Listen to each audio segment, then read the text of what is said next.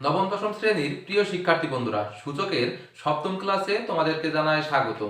বিগত ক্লাসগুলোতে আমরা উদাহরণ এবং অনুশীলনীর কিছু অঙ্ক দেখেছি। অনুশীলনীর মাত্র দুইটা, 2 নম্বর আর 4 নম্বরটা দেখেছি এবং 1 নম্বর আর 3 নম্বরটা তোমাদের বাড়ির কাজ দেয়া ছিল। আজকে আমরা 5 নম্বর আর 6 নম্বর অঙ্কটার খুব সহজে সমাধান করব। তো চলো শুরু করি।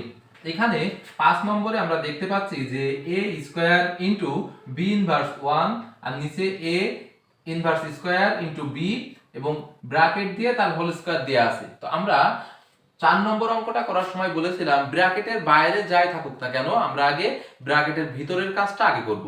তা এখানেও আমরা ব্র্যাকেটের ভিতরে যেগুলো আছে সেগুলো আগে সমাধান করে পরে ব্র্যাকেটের বাইরে চিন্তাটা করব।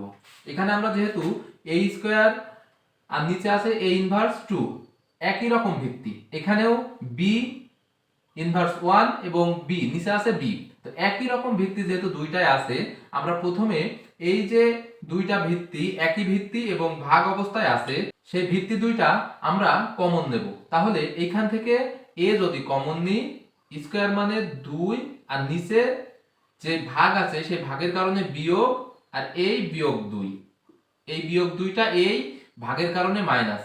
একইভাবে b এর উপরে ছিল -1 আর নিচের এই b এর পাওয়ার কিছু নেই মানে 1 আছে, তাহলে এটা আমরা লিখব b -1 -1।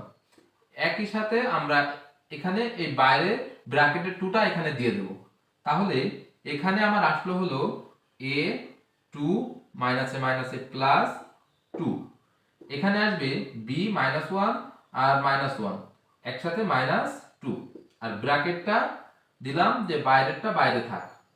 এখানে হলো a এর পাওয়ার 4 আর b এর পাওয়ার হলো -2 আর ব্র্যাকেটের বাইরে আছে 2।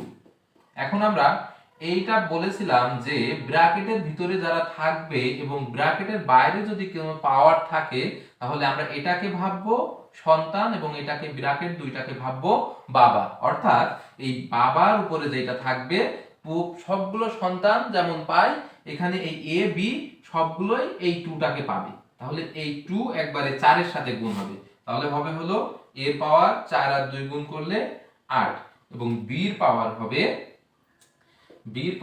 -2 আর 2 গুণ করলে -4।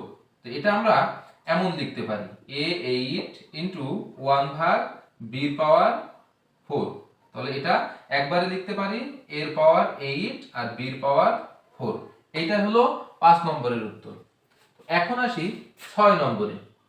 6 নম্বরটা যারা একেবারে সহজে করতে চাও তারা এই নিয়মটা ফলো করবা, আর যারা একটু কঠিন করে করতে চাও তারা যার যার জন্য রুটের মানটা দিয়ে দিবা।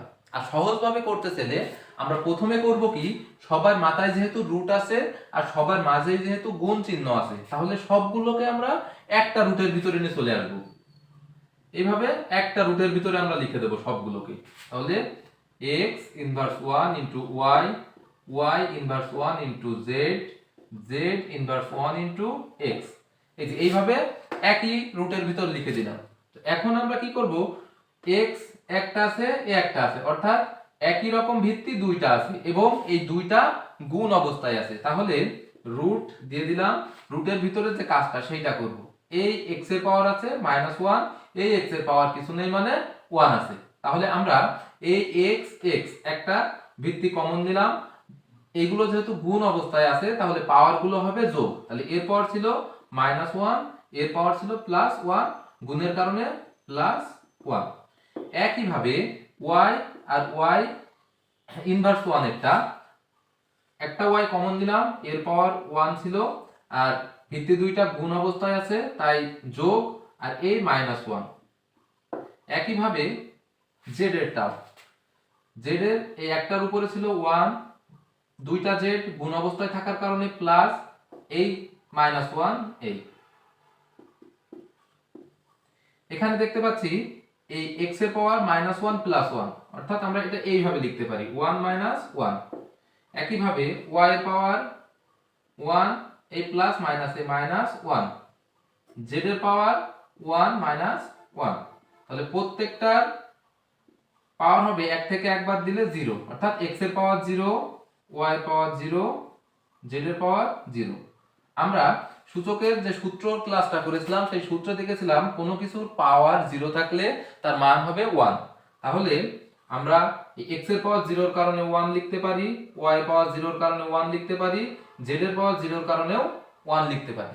তাহলে এখানে তিনটা 1 গুণ করলে হবে 1, আর 1 কে রুট করলে 1। তো বন্ধুরা, আশা করছি সবাই বুঝতে পেরেছো। পরবর্তী ক্লাসের জন্য অপেক্ষা করবে এবং যদি ভালো লাগে ভিডিওগুলো শেয়ার করে দিবে এবং তোমার বন্ধুদেরকে মেনশন করে জানিয়ে দিবে যে এখানে নিয়মিত ক্লাস হয়। তো ধন্যবাদ সবাইকে।